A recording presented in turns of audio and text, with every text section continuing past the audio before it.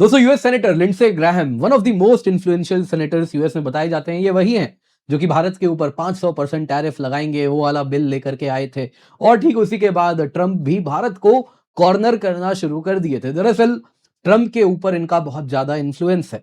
इन्होंने दोस्तों एक ऐसी बात कर दी है जिसके बाद वो गल्फ कंट्रीज जिनकी आवश्यकता यूएस को है वहां पे बहुत ज्यादा आक्रोश हो गया है। कारण है उन्होंने बोल दिया कि ऐसे सऊदी अरेबिया के साथ हमने 150 बिलियन का डिफेंस डील किया, उसे F-35 दे रहे हैं, क्या जरूरत वो सब देने की? हमें नहीं चाहिए ऐसे देश के साथ डिफेंस पार्टनरशिप जो कि इस वॉर में पार्टिसिपेट ही नहीं कर रहा। अगर सऊदी ने इसको नहीं सुधारा तो देयर विल बी कॉन्सिक्वेंसेस, इसका नतीजा भुगतना पड़ेगा सऊदी को। दोस्तों ये बात यूएस के one of the most influential senator कह रहे हैं। और इसके बाद दोस्तों देखने वाली बात यह है कि जो जीसीसी कंट्रीज हैं, गल्फ कोऑपरेशन काउंसिल के कंट्रीज हैं, उसमें सऊदी और यूएई उनके तरफ से इन्फ्लुएंशियल लोगों के द्वारा प्रतिक्रिया भी आनी शुरू हो गई है। यूएई के one of the biggest billionaires वहां के हैं, जो कि बहुत बड़ा कॉन्ग्लोमरेट है उसके मालिक हैं, उन्होंने खुल के लिंडसे ग्राहम और यूएस को आईना दिखाया है। क्या कहा है आपको मैं बताऊंगा, और क्यों ये यूएस का ये वॉर ऑन ईरान इसमें पार्टिसिपेट नहीं करना चाहते उस पर भी वो चर्चा कर रहे हैं। बहुत सारी चीजें आप देख सकते हैं दोस्तों। लिंडसे ग्राहम ने कहा है कि जल्द ही उम्मीद करता हूं सऊदी का स्टैंड बदलेगा, गल्फ कोऑपरेशन काउंसिल का स्टैंड बदलेगा, ईरान में वो डायरेक्टली वॉर में पार्टिसिपेट करेंगे, लेकिन अगर नहीं किया तो कॉन्सिक्वेंसेस होंगे। आप देख सकते हैं दुनिया भर की मीडिया इसे कवर कर रही है, भारत में भी कॉन्सिक्वेंसेस विल फॉलो यही line as it is headline बन के चल रहा है। वैसे ही ब्रिटिश मीडिया, अमेरिकन मीडिया, हर जगह चर्चा हो रही है कि लिंडसे ग्राहम ने अब जो कहा है ये सऊदी अरेबिया को खुली चुनौती है, खुली धमकी है।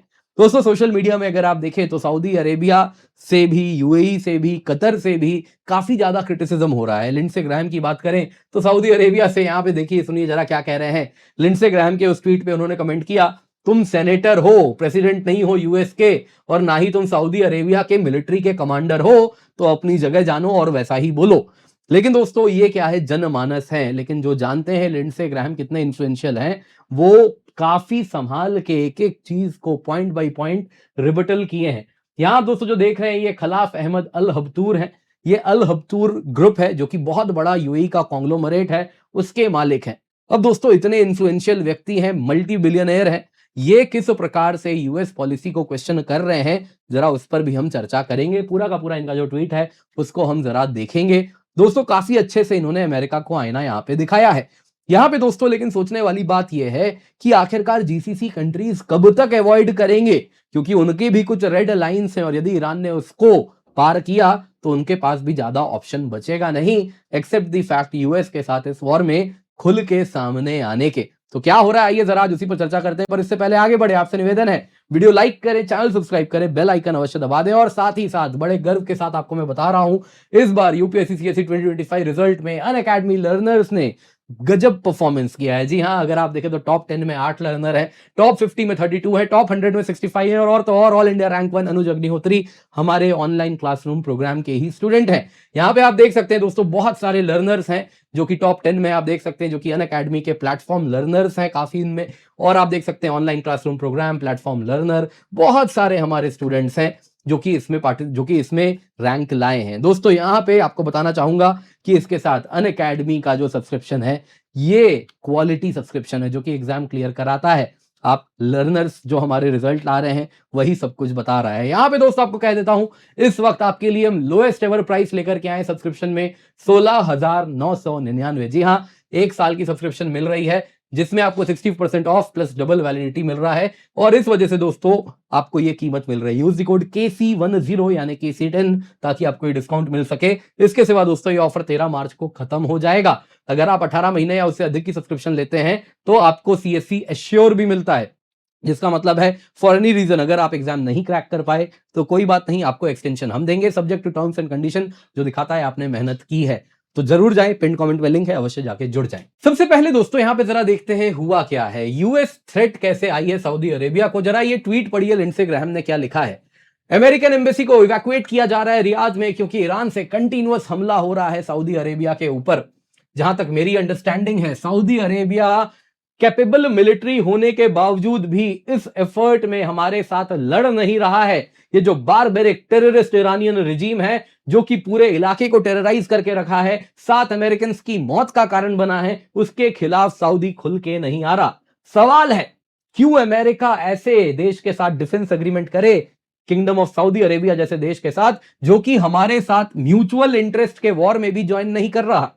अमेरिकन मर रहे हैं, यूएस बिलियंस ऑफ डॉलर खर्च कर रहा है इस ईरानियन रिजीम को हटाने के लिए, और वहीं सऊदी अरेबिया देखिए स्टेटमेंट इशू करता है और बैकग्राउंड में वो सारी चीजें करता है जो किसी काम की नहीं है। ये पार्टिसिपेट नहीं कर रहा मिलिट्री ऑपरेशन में जिसके द्वारा ईरानियन रिजीम को हम खत्म कर सकें। उम्मीद करता हूं गल्फ कोऑपरेशन काउंसिल के जो देश हैं वो और इन्वॉल्व होंगे और इस फाइट जो कि उनके बैकयार्ड में हो रही है वो डायरेक्टली पार्टिसिपेट करेंगे। अगर आप अपनी मिलिट्री को यूज करने के लिए तैयार अभी नहीं है तो फिर कब आप इसका इस्तेमाल करेंगे? होपफुली, उम्मीद करता हूं चीजें बदलेंगी। यदि नहीं बदली तो कॉन्सिक्वेंसेस होगा, कॉन्सिक्वेंसेस विल फॉलो। दोस्तों, ये बहुत बड़ा अल्टीमेटम दे दिया गया है पूरे जीसीसी को, पूरे सऊदी अरेबिया को। दोस्तों, यहां पे बता देता हूं, ग्राहम कोई ऐसे वैसे सेनेटर नहीं है। अगर आप देखें तो ये सबसे इन्फ्लुएंशियल सेनेटर बताए जाते हैं। यही वो हैं जो 500% टैरिफ भारत पे लगाने की बात करते थे रशियन ऑयल लेने की वजह से, और उसके बाद ट्रंप ने भारत की तरफ टैरिफ वाला खेल खेलना भी शुरू कर दिया था। दोस्तों, ग्राहम ट्रंप के क्लोजेस्ट एलाई हैं, उनके साथ फ्रीक्वेंटली गोल्फ खेलते हैं, प्राइवेटली उनके साथ वार्तालाप करते हैं। यहां पे आपको बता देता हूं, इनके बारे में कहा जाता है ये वो है जो कि सबसे ज्यादा ट्रंप के ऊपर इन्फ्लुएंस रखते हैं, ट्रंप के वॉर के अप्रोच को लेकर, रिजीम चेंज के अप्रोच को लेकर। और जो रिसेंट एग्जांपल्स है जिसमें ईरान के तरफ भी एस्केलेशन इन्होंने ही पुश करवाया, जो अन्य रीजनल कॉन्फ्लिक्ट हुए उसके भी पीछे यही थे। अब दोस्तों, ये जब कह रहे हैं, क्लियरली दिख रहा है, ट्रंप इनसे पूछ रहे हैं किस पचड़े में मुझे पड़वा दिए तुम। ये वॉर हर रोज का अगर आप देखें तो बिलियंस ऑफ डॉलर्स में खर्चा बैठ रहा है, अमेरिकन की जान भी जा रही है और बैकलैश पॉलिटिकली डोमेस्टिक फ्रंट पे भी देखना पड़ रहा है। तो क्लियरली जो कहा था वैसा तो नहीं हो रहा।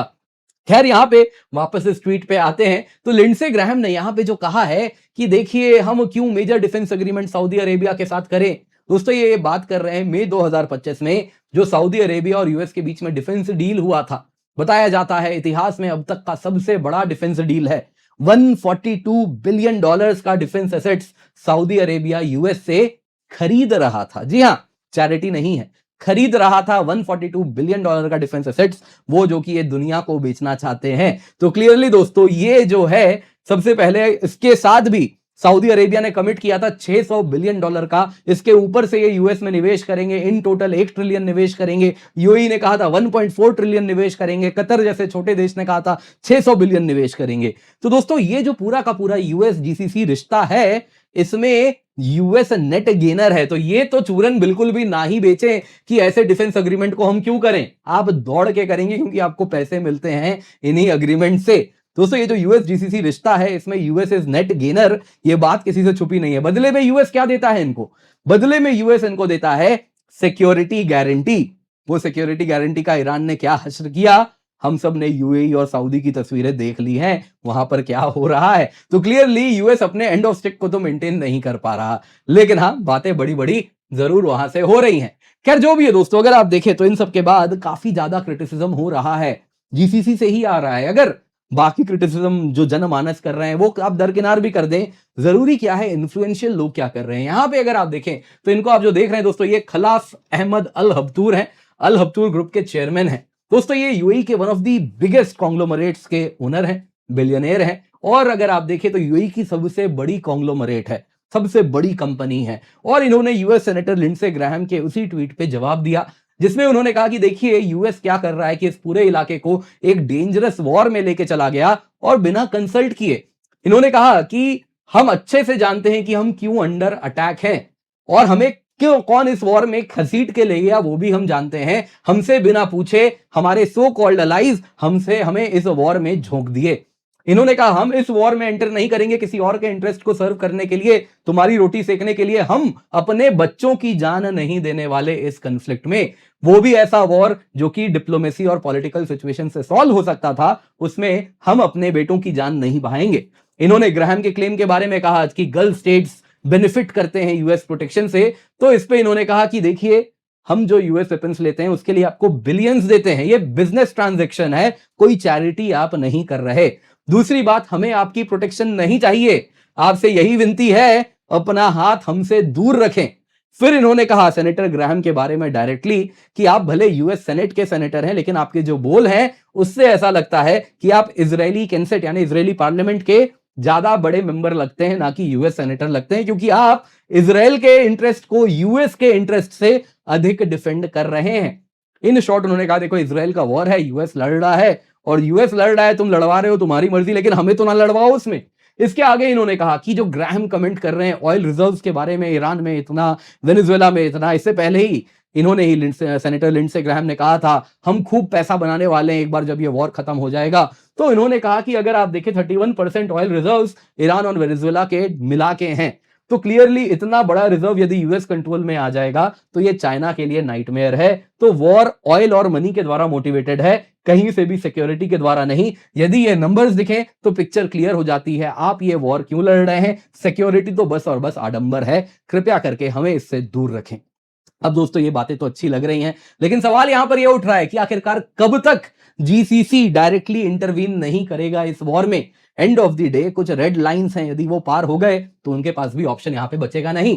देखिए दोस्तों, कंटिन्यूअस अटैक्स हो रहा है, अब तक 2000 से अधिक आप देखें तो मिसाइल्स चल चुके हैं। वैसे ही की साइट सऊदी की रिफाइनरी हो गई, दुबई के होटल्स, एयरपोर्ट्स, बहरीनी, वैसे ही रिफाइनरी से लेके होटल से लेके हर जगह हमला हुआ है। काफी मैसिव पेन हुआ है जीसीसी कंट्रीज के लिए। यदि ये लंबे समय तक चलता रहा तो आने वाले दिनों में दोस्तों खाने की भी किल्लत होने वाली है।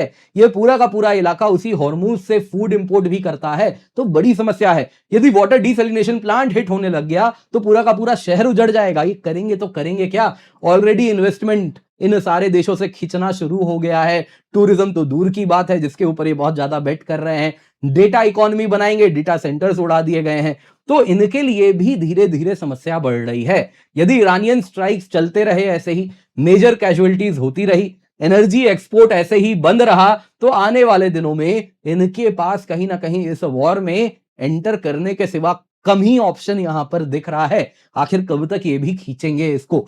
तीसरी बात दोस्तों यहां पे ये है कि एक्सटर्नल प्लेयर्स भी इस पूरे वॉर में बड़े एक्टिव हैं। जी हाँ दोस्तों, कल की बात है, इजरायली मीडिया में रिपोर्ट आया कि यूएई ने अपने फाइटर जेट से एयर स्ट्राइक किया है ईरान के डीसैलिनेशन प्लांट पे, जो कि यूएई ने कहा बिल्कुल झूठ है।